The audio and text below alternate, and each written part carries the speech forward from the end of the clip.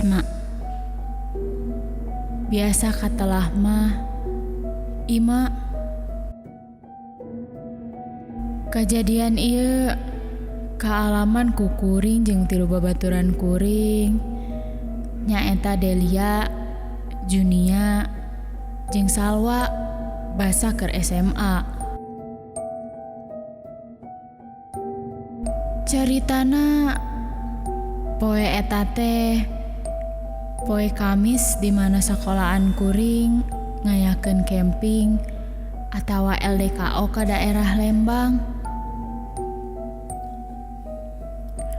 Kuring jeung babaturan kuring nu sejen indit di sekolahan. Aya sakitar kana jam 7:30 isuk. Kuring jeung reng-rengan teh indit ke tempat eta make mobil. Saacan indit teh pihak OSIS ngabagi heula kelompok. Tina hiji kelompokna aya kana 4 nepi ka 5 urang.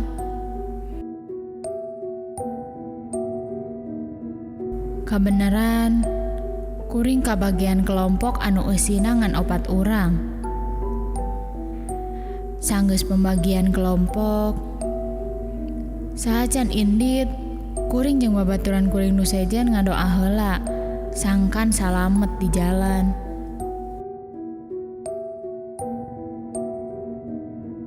Salila di perjalanan, basa di jero mobil, kuring ngobrol jeung babaturan kuring anu diukna deket jeung kuring. Mun babaturan kuring nu sejen mah, aya anu sare, aya oge nu kedahar bobokelanana. Singket carita, kuring jeung babaturan kuring nepi ka eta tempat teh aya kana jam 8:00-an. Tuluy kuring jeung babaturan kuring teh persiapan yang upacara pembukaan heula.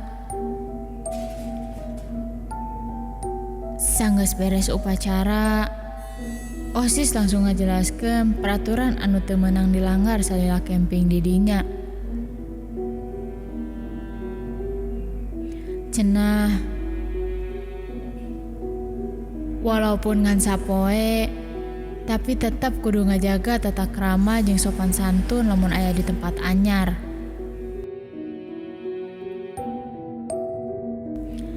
Sanggeus eta, kuring jeung babaturan sakelompok kuring nyieun tenda di tempat anu geus disadiakeun ku OSIS. Singkat carita, waktu geus nepi kana 4:30 sore.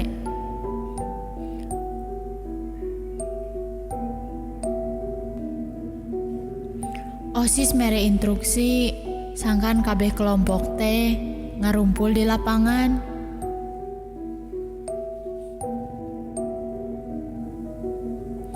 Sanggeus kabeh ngarumpul di lapang, OSIS ngajelaskeun kagiatan saterusna nu rek dilakukeun nyaeta aya masak-masak per kelompok anu tuluy dinilai ku OSIS jeung guru pembimbing.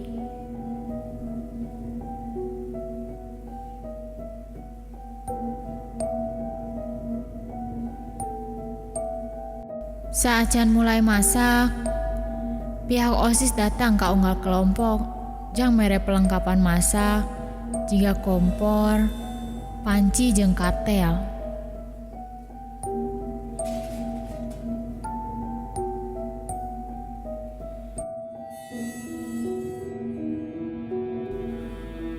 Kuring jeung babaturan kuring mulai masak make bahan-bahan anu geus dibawa ku kuring jeung babaturan kuring ti imah.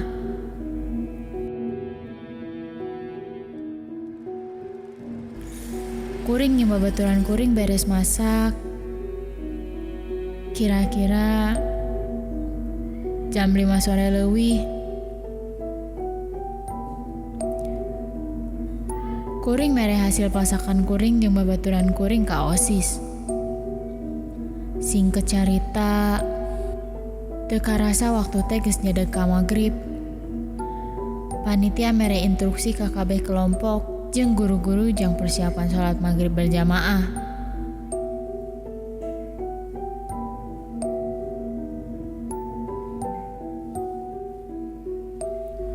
Sanggeus beres sholat magrib, arurang ngalaksanakeun heula pembiasaan maca ayat Al-Masyurah jeung surat-surat bari nungguan Isya. Sanggeus beres sholat Isya, kabeh nu aya di dinya persiapan jang dahar peuting. Kuring dahar bari ngobrol jeung babaturan kuring. Silih tukar dahareun, bari hareureuy tea.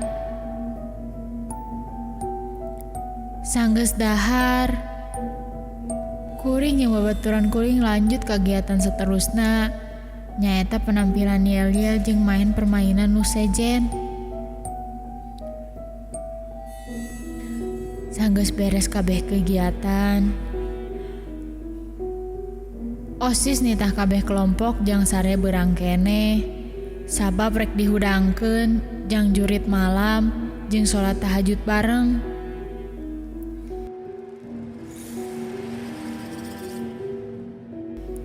Singkat carita, waktu geus nunjukeun jam 2:30 subuh, kuring jeung babaturan kuring dihudangkeun ku OSIS. Anu tuluy dititah ngarumpul di lapang.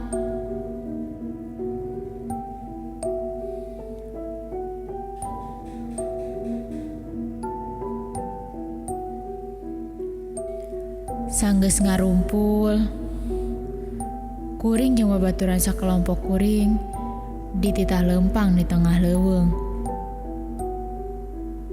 Anu leuweung eta teh poekna kacida, jang nyampeurkeun pos-pos anu geus disadiakeun.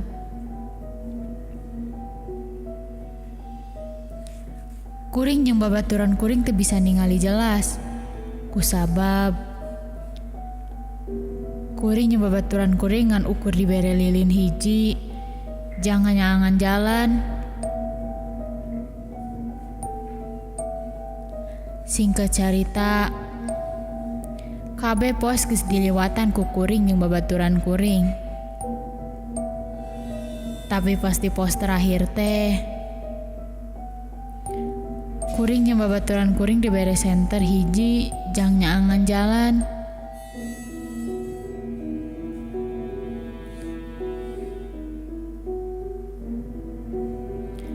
Ayeuna kuring jeung nu sejen teh tinggal balik deui ka tenda.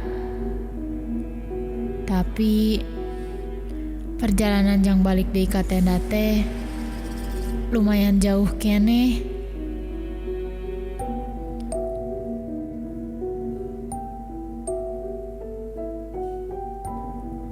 Awal nama eueuh nu aneh.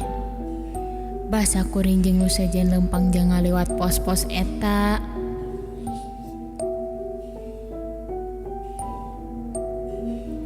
Tapi naha basa rek balik ka tenda teh, kuring jugjug ngarasa hawa di dinya teh teu ngareunah. Kuring mikir,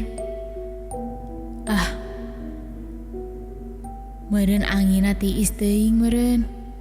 Jadi ka awak kuringna teu ngareunah.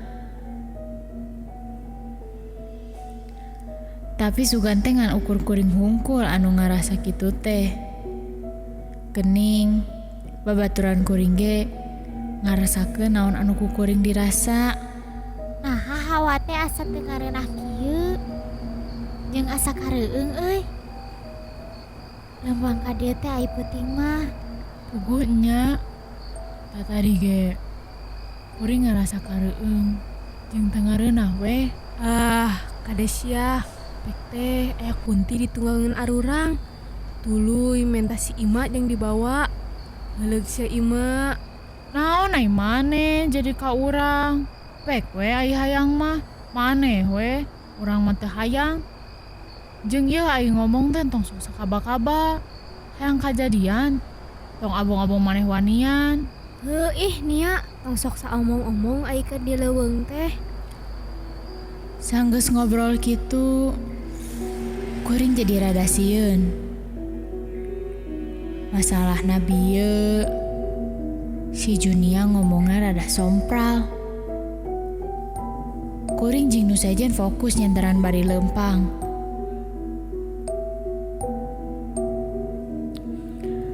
Tapi teu jauh ti dinya, samar-samar kuring jeung nu sejen asa ningali aya jalma anu keur nangtung deket tangkal.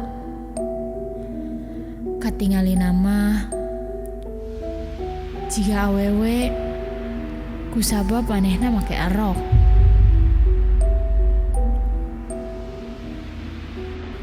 Kuring jeung nu sejen mikir, oh meureun aya panitia anu keur mantau.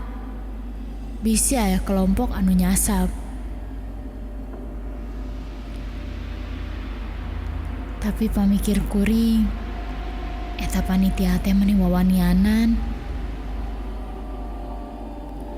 Manehna teh awewe, tapi cicing dina poek sorangan teh di baturan.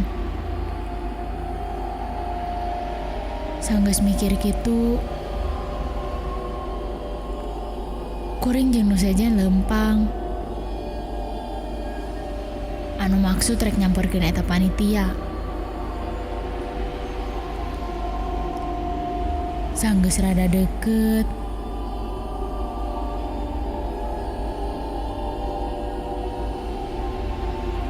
kuring yang babaturan kuring ngerasa aneh. Nah, eta panitia teh juk-juk ngaleungit.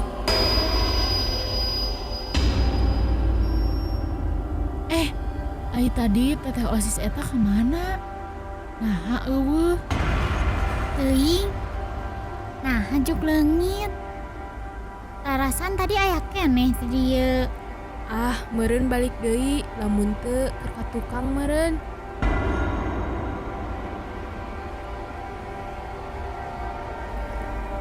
Ngadenge omongan kitu, kuring jeung nu sejen nuluykeun leumpang. Balik ka tenda. Tapi teu lila ti dinya. Ujug-ujug aya kaen bodas anu ngapung di luhureun sirah kuring jeung babaturan kuring. Kuring jeung babaturan kuring ngadadak ningali ka luhureun sirah. Basa kuring jeung nu sejen ningali ka luhureun. Katingali ku kuring aya kunti anu keur ngapung.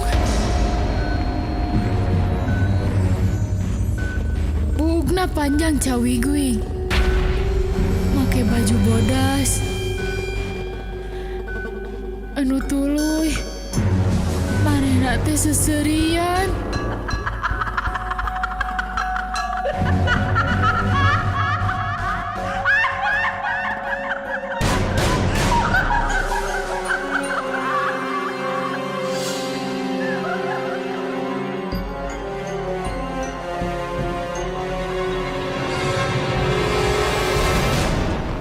Ningali kitu kuring jeung nu sejen langsung lumpat ting paparanting.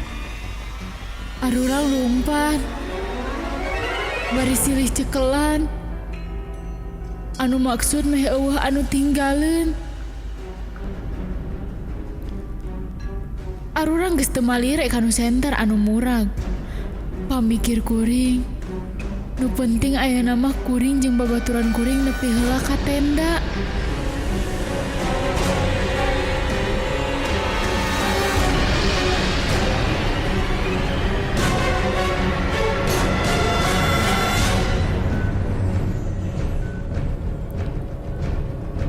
Tapi anehna,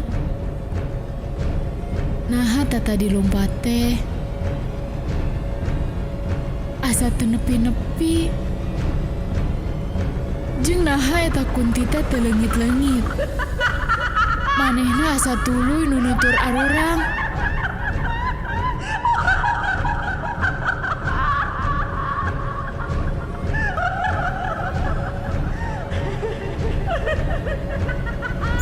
carita eta Kunti teh geus teu kaciri deui.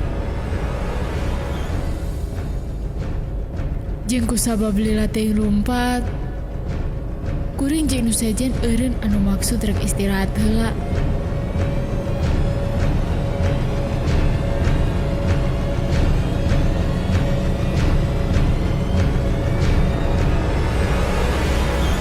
Tuluy kuring ngobrol ka babaturan kuring. Nah, rarasaan orang teh lompat teh asa geus jauh. Tapi naha teu nepi-nepi. Nah eta abi ge bingung, nah teh nepi-nepi. Jeung abi ngarasa asa jiga nu puputeran we teh tadi teh. Boah heueuh hayo. Tadi teh arurang teh ngan saukur puputeran. Masa kuring jeung babaturan kuring keur ngobrol kitu. Ujug-ujug kadenge ku kuring aya suara azan pertama. Allahu Akbar, Allahu Akbar, Allahu Akbar, Allahu Ngadenge kitu kuring jeung babaturan kuring hudang. Tuluy lempang deui anu maksud rek balik ka tenda. Sugan weh aing geus aya azan mah moal nyasap jeung dituturkeun deui meureun. Kuring jeung babaturan kuring lempang bari rada sieun teh. Sieun eta Kunti teh datang deui.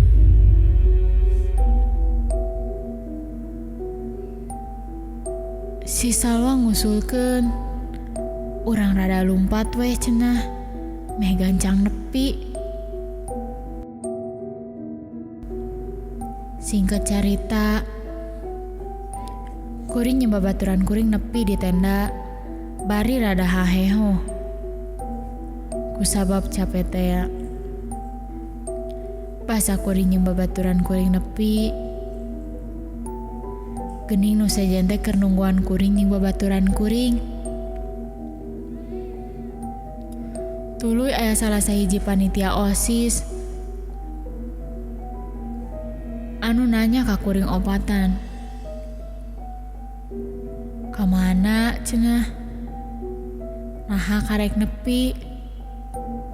Lain tadi teh anu mimiti indi teh kelompok kuring. Ngadenge pertanyaan kitu, kuring opatan nyaritakeun kajadian anu kaalaman ku arurang. Ngadenge kitu, anu lain reuwas, tuluy ngarasa sieun. Sieun ngarasakeun kajadian anu kaalaman ku kuring jeung babaturan kuring. Tuluy aya salah sahiji guru anu ngomong, matak aya di tempat anyar teh tong sok saomong-omong. Komo di leuweung mah rawan cenah. Bisi aya anu sejena.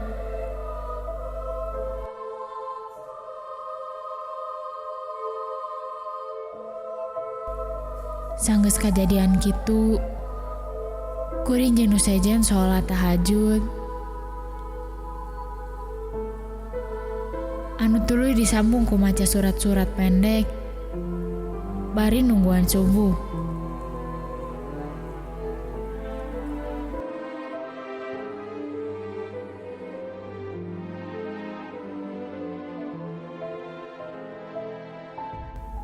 Singkat cerita, kuring jeung babaturan kuring geus nepi di sakola.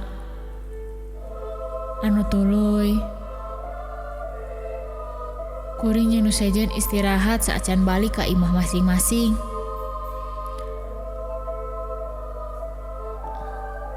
Dina kajadian anu kaalaman ku kuring jadi ngarti naha tata krama jeung sopan santun teh perlu dijaga. Lamun urang keur aya di tempat anu anyar teh, anu maksudna ngarah kajadian anu teu dipikahayang teh, teu kajadian.